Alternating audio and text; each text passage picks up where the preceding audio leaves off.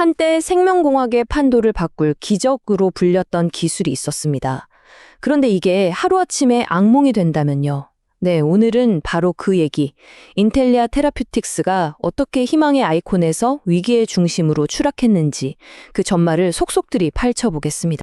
자, 그럼 바로 본론으로 들어가서 유전자 편집이라는 이 혁신적인 세계를 뒤흔든 위기의 한복판으로 함께 가보시죠.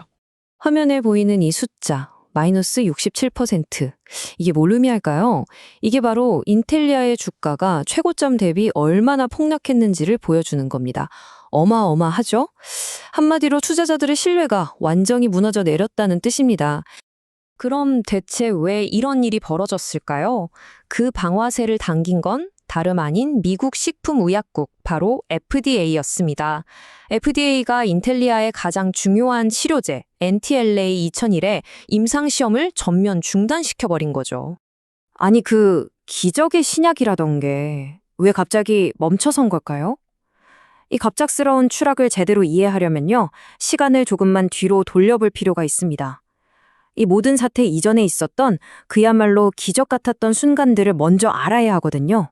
자, 그럼 함께 몇 달 전으로 돌아가 보죠. 도대체 인텔리아와 그 기술이 왜 전 세계의 주목을 받으면서 엄청난 기대를 한몸에 받았었는지 그 이유부터 살펴보겠습니다. 인텔리아가 가진 기술의 핵심에는 바로 크리스퍼 유전자 편집이라는 게 있습니다. 이게 뭐냐면 쉽게 말해서 우리 몸의 설계도인 DNA의 잘못된 부분을 콕 집어서 수정하는, 말 그대로 생명의 코드를 편집하는 기술이에요. 이걸로 유전병을 단 한 번의 치료로 완치할 수도 있다는 거죠. 정말 혁명적이지 않나요? 그리고 이 기술로 만든 신약 NTLA 2001의 초기 임상 결과는요, 정말 기적 그 자체였습니다.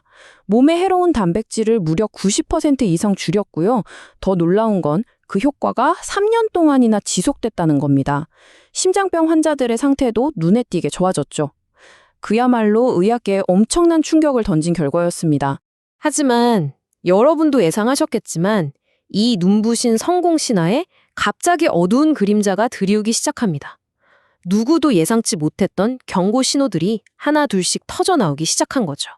이 타임라인을 한번 보세요. 모든 게 얼마나 순식간에 무너졌는지를 보여줍니다. 처음엔 그냥 가벼운 경고 신호였어요.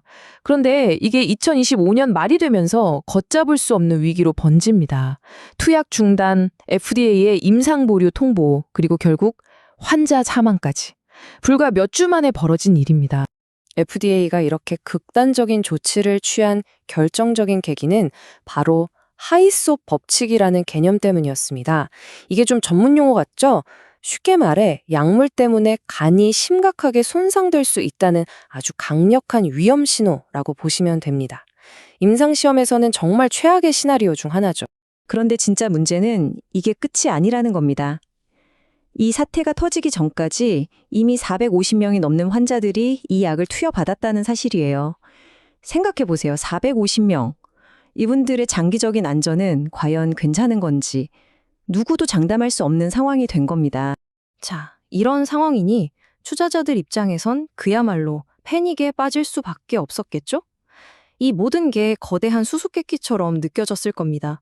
시장은 극심한 불확실성의 안개 속으로 빠져들었고요. 이 차트가 당시의 혼란을 아주 잘 보여줍니다. 전문가들조차 의견이 완전히 갈렸어요.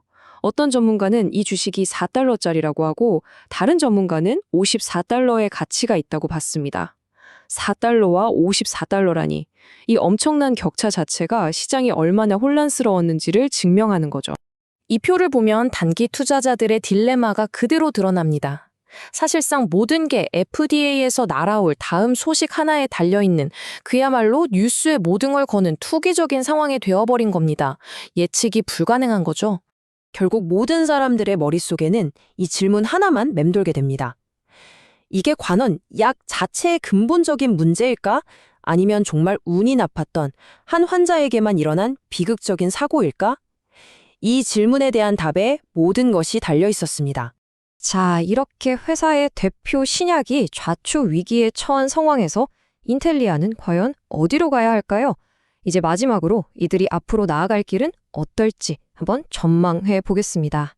이제 회사의 운명은 멈춰선 NTLA 201이 아니라 다른 신약 후보인 NTLA 2002에 달리게 됐습니다. 말하자면 플랜 B인 셈이죠. 이 NTLA 202가 과연 회사를 구할 동아줄이 될 수 있을지 모두가 숨죽여 지켜보고 있는 상황입니다. 그래서 핵심은 이겁니다. 인텔리아는 지금 그야말로 벼랑 끝, 중대한 기로에 서 있어요. 한쪽엔 다음 신약에 대한 희망이 있지만 다른 한쪽엔 바닥나고 있는 자금과 크리스퍼 기술 자체는 안전한가라는 근본적인 공포가 도사리고 있는 거죠. 정말 아슬아슬한 외줄타기입니다. 이 문구가 현재 상황의 핵심을 정확히 꿰뚫고 있다고 생각합니다.